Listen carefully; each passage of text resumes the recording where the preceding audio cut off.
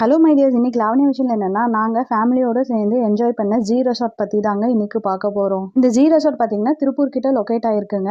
நீங்கள் ஃபேமிலியோட ஒரு வீக்கெண்டை நல்லா பீஸ்ஃபுல்லாக அதுவும் செம்ம ஜாலியாக வந்துட்டு கொண்டாடணும்னு நினச்சிங்க அப்படின்னா கண்டிப்பாக இந்த பிளேஸை வந்துட்டு நான் ப்ரிஃபர் பண்ணுவேங்க.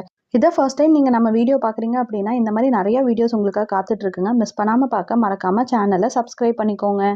இங்கே பார்த்தீங்க அப்படின்னா குழந்தைங்களுக்கான ட்ரை கேம்ஸ், அதுக்கப்புறம் வந்துட்டு குழந்தைங்கள்லேருந்து பெரியவங்க வரைக்கும் எல்லாருமே விளையாடுற வாட்டர் கேம்ஸ் வந்துட்டு இருக்குங்க.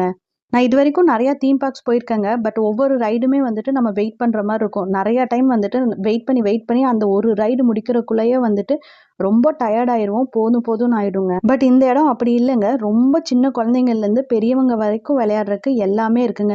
ஸ்விம்மிங் பூல் பார்த்தீங்க அப்படின்னா குளிக்கிற அளவுக்கு கூட சின்னதாக இருக்குங்க. அதுக்கப்புறம் இந்த மேட் ஸ்லைடு, அப்புறம் பெரியவங்க குளிக்கிற அளவுக்கு வந்துட்டு ஸ்விம்மிங் பூல் எல்லாமே வந்துட்டு இங்கே இருக்குங்க. இது வந்துட்டு குழந்தைங்களுக்கான ஸ்விம்மிங் பூலுங்க. ஆழமே இருக்காது. ஸோ குழந்தைங்க வந்துட்டு பயம் இல்லாமல் ஜாலியாக விளையாடலாம். அதே மாதிரி இந்த ஸ்விம்மிங் பூலில் ஸ்லைட்ஸுமே இருக்குங்க.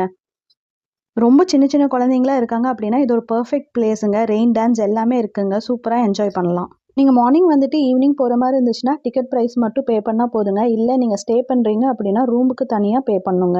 ஈவினிங் 6 o'clock மேலே கேம்ஸ் எல்லாம் முடிச்சுட்டு விளையாடுறதுக்கு உள்ள இண்டோர் கேம்ஸ் எல்லாம் இல்லைங்க. உங்களுக்கு வேணும்னா நீங்கள் ஷட்டில், கிரிக்கெட் அந்த மாதிரி எடுத்துக்கலாம்.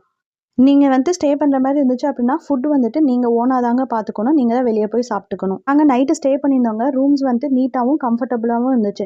இந்த வீடியோ பிடிச்சா லைக் பண்ணிக்கோங்க. ஃப்ரெண்ட்ஸ் அண்ட் ஃபேமிலிக்கு மறக்காமல் ஷேர் பண்ணி சப்போர்ட் பண்ணுங்கள்.